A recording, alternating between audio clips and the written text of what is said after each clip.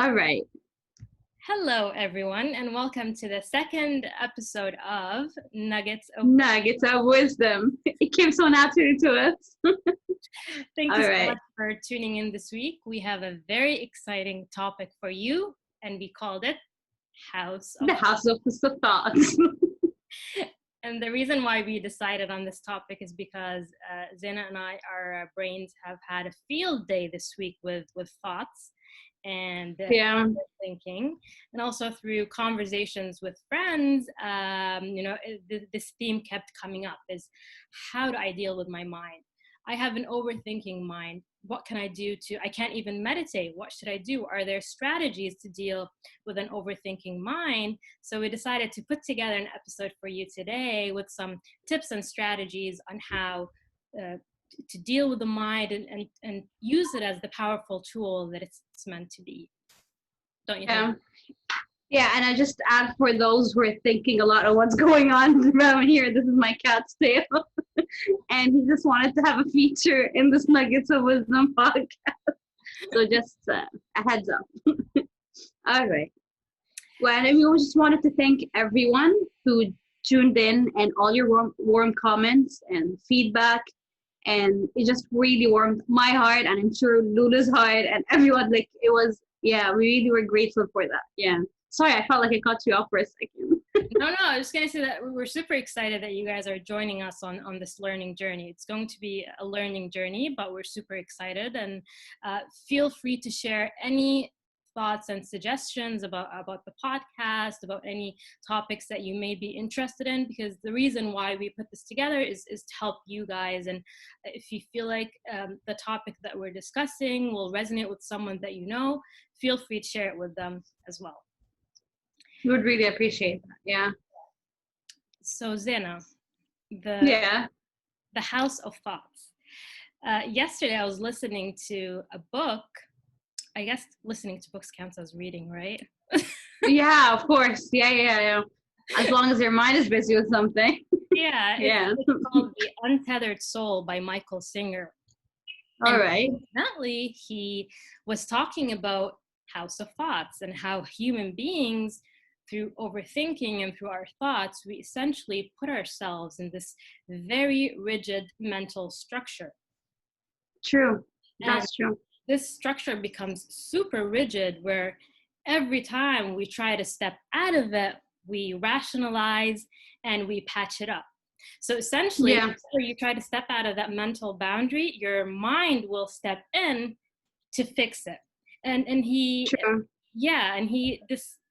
I feel like he made me realize the universality of the human experience in terms of, it's normal to overthink. And it's normal to try to rationalize everything, and that you shouldn't be harsh on yourself or very critical of yourself if your mind tends to be active or overactive, or if you overthink certain situations. Now, the key or the part of the human experience is everything has a learning tool or a set of techniques that will help us transform it into this powerful tool that it's meant to be. Exactly. I agree with everything I just said. Yeah. I love it. Yeah, and I'll just wrap it up before we begin to start delving into this topic, where he said that spirituality is going beyond the limit of our mind every single day, and that you have to make the conscientious choice every single day, step beyond that boundary. Because if you do not do that, for every single minute of every single day, what you will be doing is essentially making the unknown known, and you will be stuck in never ending cycles of just thought, rationalizing that thought. I love that. I really felt that the conscious make sure that you make a very good choice regarding what step do you want to take, especially when you're into that field of thinking process. And I feel like we hope by the end of this podcast, we teach you how to make a more conscious choice towards when you feel like you're stuck in that void of never ending emotional thought thinking process. Yeah. Yeah, and Yeah. you have beautiful tips on how to, or I think Thank you called it the process of inquiry. So would you like to take us through that? All right. Before I want to take you in front, like with this process, I just want to identify what is exactly a thought and how we like the correct term of thought, in my opinion. Again, it could be this could be different from anyone else. We're asking you to seek your own ideas as long as it makes you feel at peace and happy.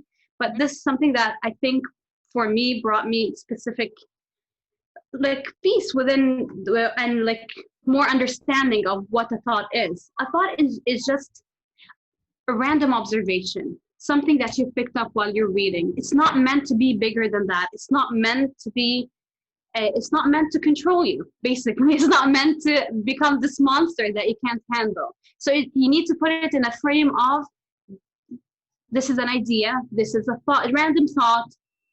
It could be just, but it could be a random thought, it could be just a random idea, an observation. However, the problem that emotion, like the thought comes, why it becomes so anxious, is that when you identify your thought with an emotion.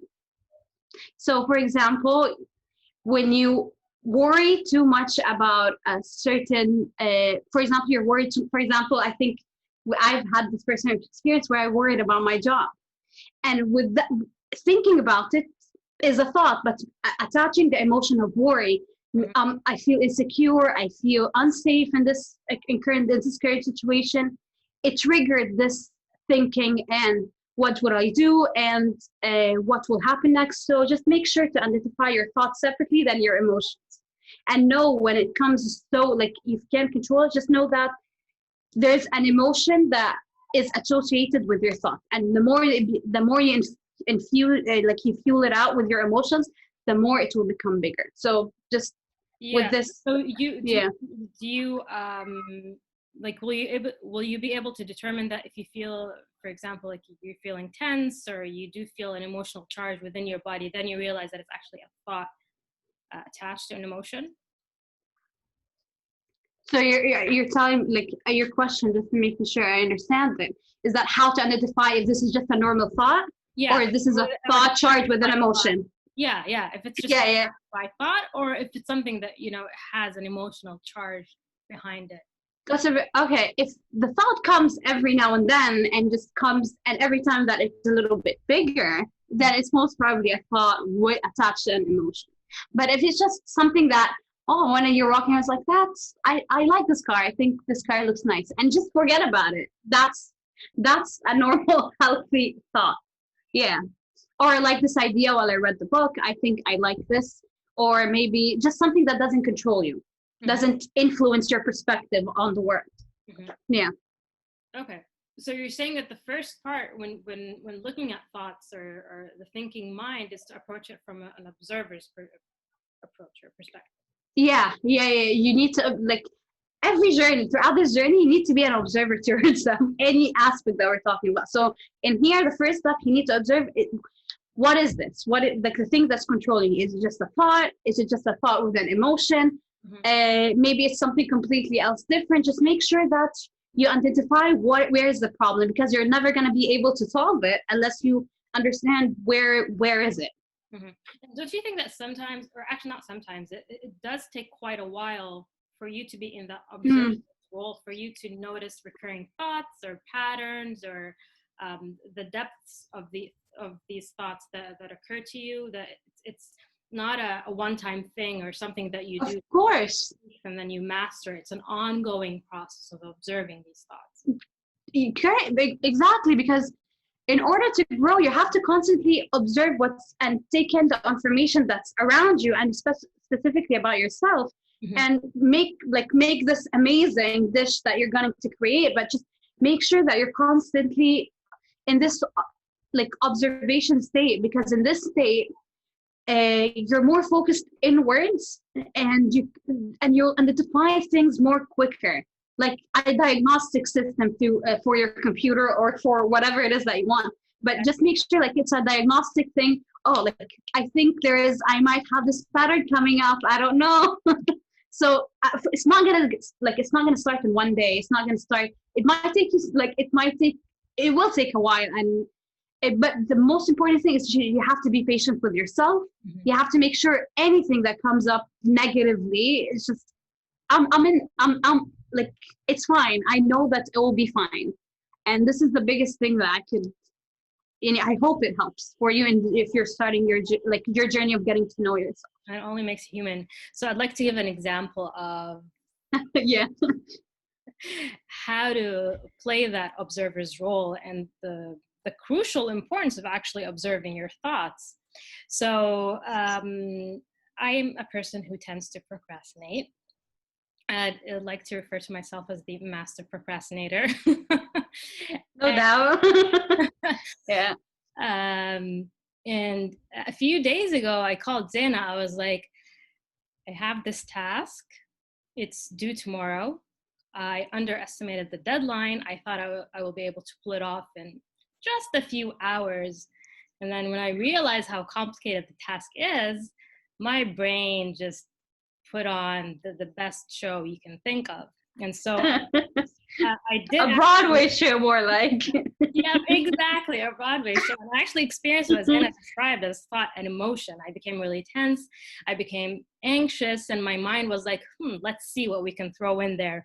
You're not going to be able to pull this off. Why do you always do this and procrastinate and leave things till the last minute? Oh my goodness, this is something I've never written about before. And thankfully, I called Zena. We were discussing the podcast, and I just randomly, threw in there that I have this work task that I need to work on.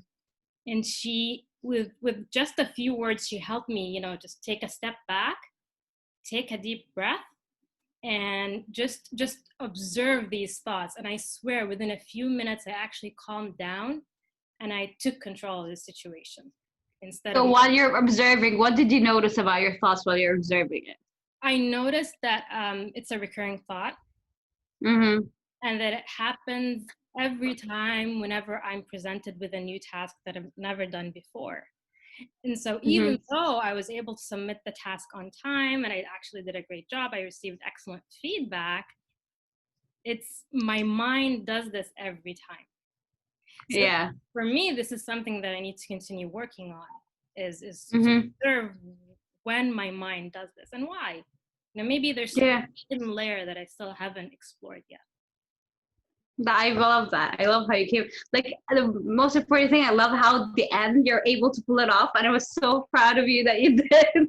But yeah, it just needs just a simple recalibration of your mentality, more or less, and you'll be good to go. But that calibration might take you, it depends on how willing you are and how willing you are to commit to yourself and breaking free of these boundaries and these mentalities and these restrictions. And the more you just a little bit of a calibration. Speaking, I would want to, would you want to continue your story? Or is that, or do you want to? The task and everything was okay. And, I had a little bit of a chat with my mind, I'm watching you. My awareness is growing and I'm getting better. All right. Yeah. When I was in this journey, I'm still am. And one of the hardest things, because I went to this thought, it's like, well, if the mind is so good, why is it there? If the mind is creating all these problems, why is it there in the first place, damn it? And this question kept coming up to me. It was like, well, if I'm meant to live through the heart, then why is this here? And I know it's not I know it has a purpose, and maybe scientifically, yes, it has a purpose, but I tend to go more abstract with my thoughts. So I just wanted to know why is this here? And I read this book, and it's about Hayy ibn Yaqzan by Tufayl, and it's an amazing book. It's about the process of reaching a higher level of awareness. And in this book, just for the audience, he's a Sufi spiritual writer. Okay. And when I read his bio, I noticed that I'll tell you why the bio is important, is that he studied a lot of fields. He studied astronomy, biology, physics, like basically the entire sciences on a like yeah. And going forward, I just love this quote, and it really helped me understand how should we live between the mind and the heart together.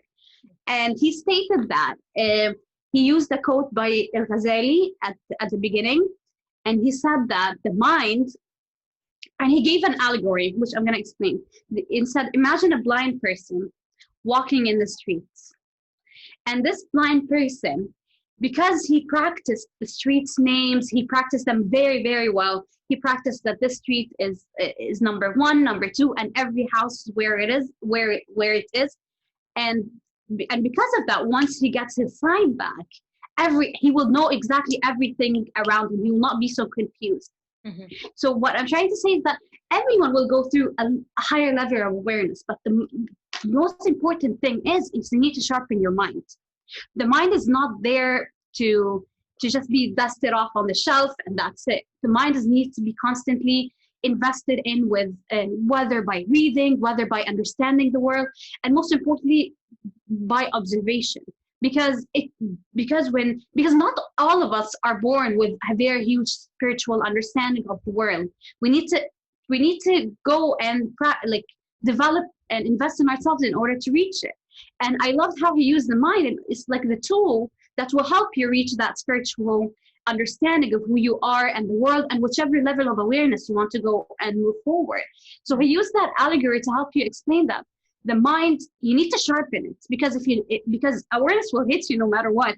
But will you realize that you are aware or not? That's up to you. But you need to make sure that your awareness, before you hit the awareness phase, you need to make sure that your mind is constantly sharpened. And this is why reading is very important.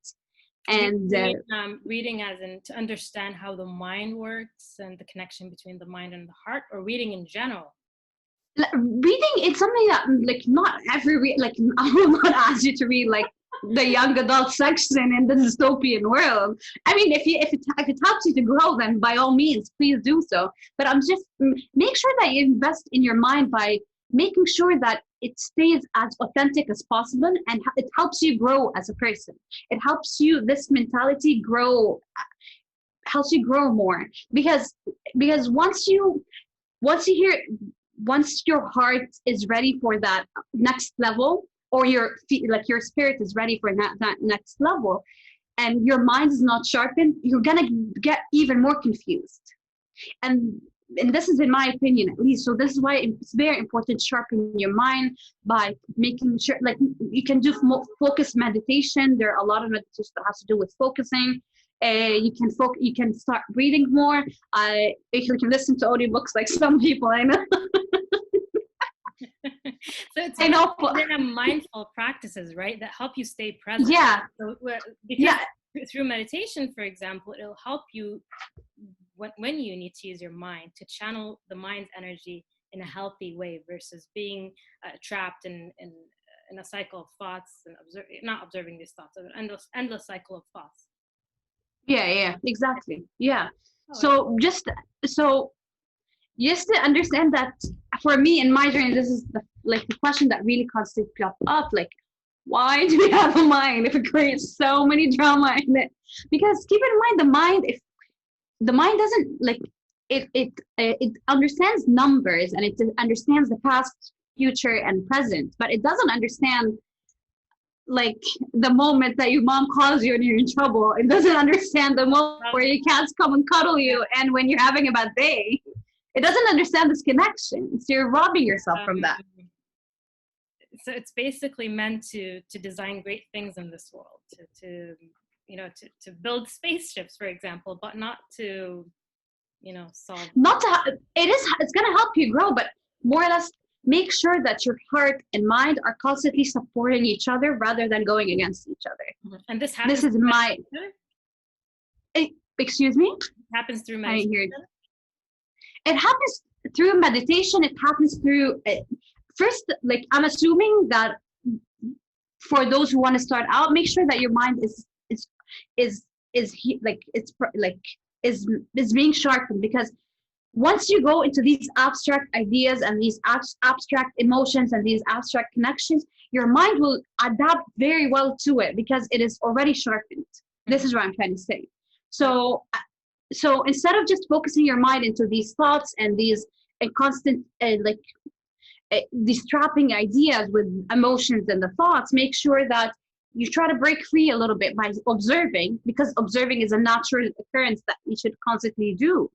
But at the same time, make sure that you know that it has a purpose, and this like, don't go hating on it. That's what I'm kind of saying. Like, yeah, it's okay. So I guess so. We touched on the first step, which is yeah. observation, and through observation, you actually build an awareness of recurring thoughts and patterns. Yeah. The second step of the inquiry. All right. Like, okay, I had a like Lulu said, we both had a very off days, and I had mine like on Thursday, I guess, or no, yeah, on Thursday. I realized that I had a deadline, and the thing is, this deadline was created for me, but at the same time, this deadline had a lot of technicality behind it.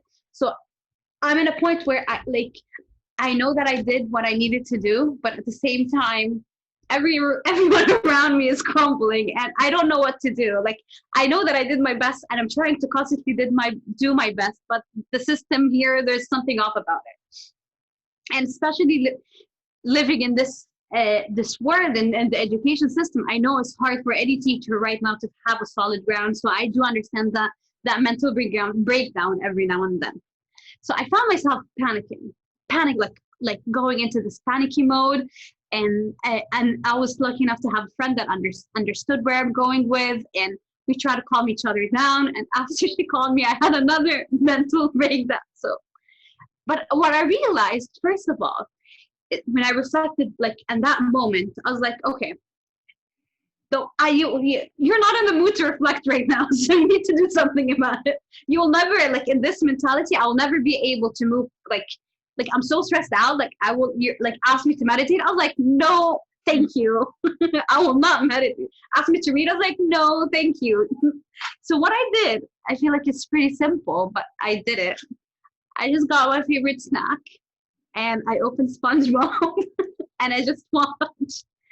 Because at that moment, my mind was going alert, alert, alert, and I needed something to calm it down more or less. And I was lucky enough to that you're feeling.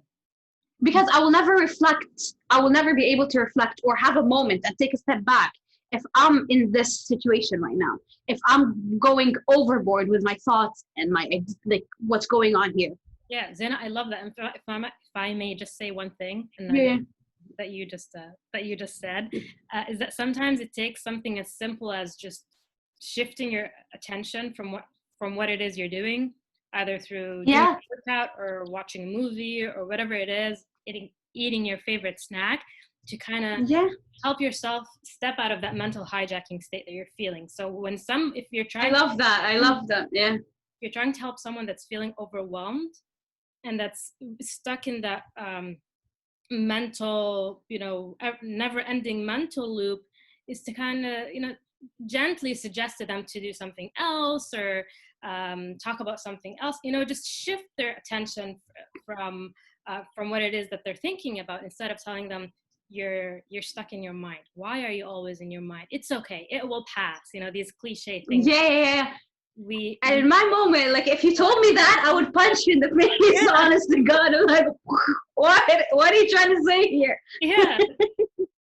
So yeah, and like you said, I love the term you said, like your mind is hijacking your system, and I love that. Yeah, I think it's very creatively said.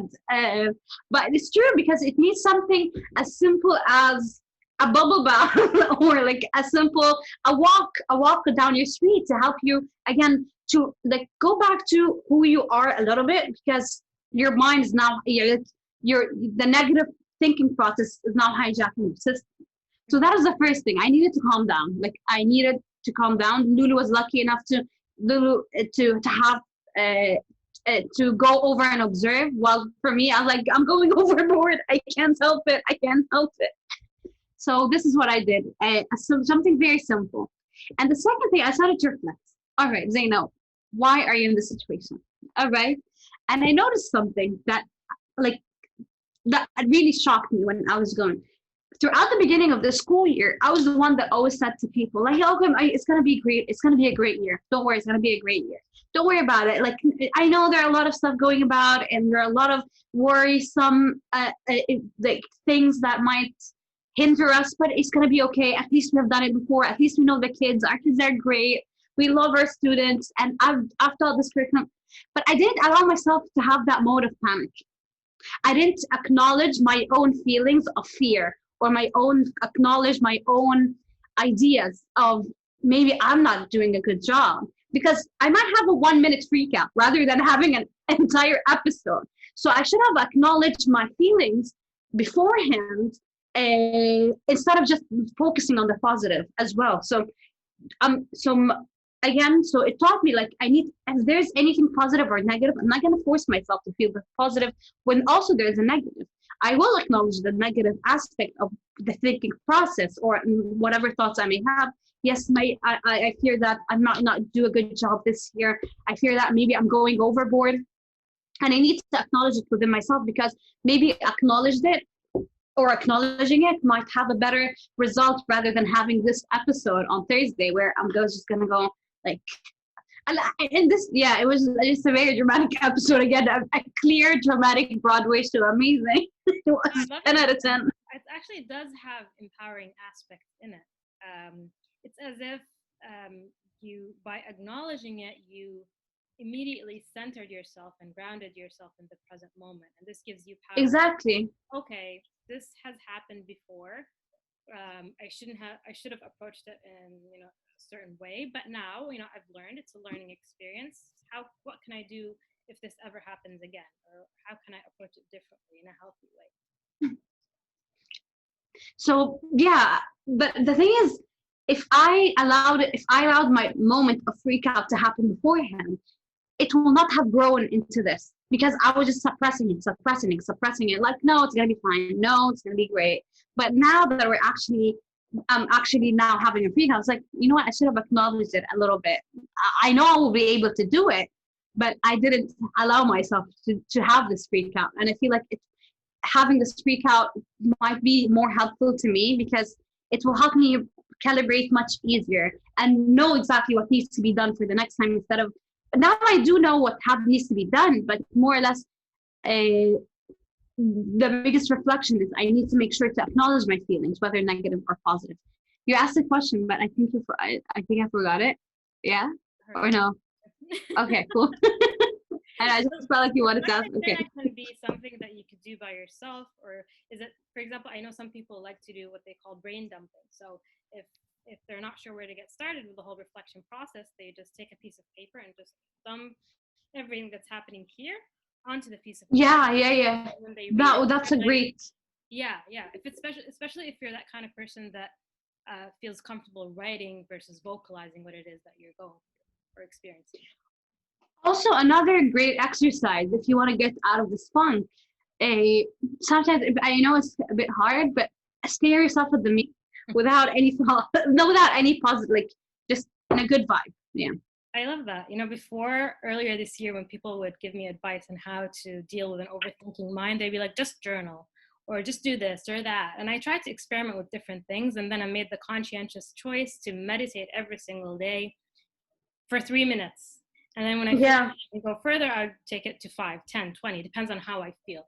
But minimum, it's 3 minutes. And I noticed that no matter how overwhelming of a day it is, that just committing to a simple practice, for me, it's at night, it just makes the world of a difference. And it's so empowering, and it makes me realize that, looking inward, it's actually the best thing that you can do to yourself. And it can have different ways, through walking, through listening to music. Or like if you want to increase your religious spiritual practice, you can include a certain afkar, or certain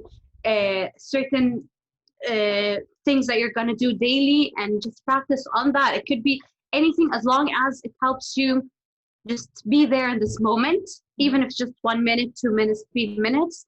And I don't know if you feel the same thing, but now, like, maybe I'm speaking on your behalf, but I feel like maybe now I can deal with my thoughts much better. Like, even though this panic mode in my original state, if I'm studying, it would have taken months to get over it, but now I feel like it's taking maybe a day to get over it, maybe an hour to get over it. So just need to acknowledge that, because just like you're. I agree. Before people, when they would share their experience, I'd be like, this is too good to be true. But then I realized that they're actually right. So I do allow myself to have a day where I'm feeling down and just let these thoughts pass through. And the next day, my energy just regenerates and I'm back up and running again. I love that. Exciting. Yeah. I think we can talk for hours and hours and hours about the magnificence of the human mind. So I guess this wraps it up for our episode Nuggets of Wisdom.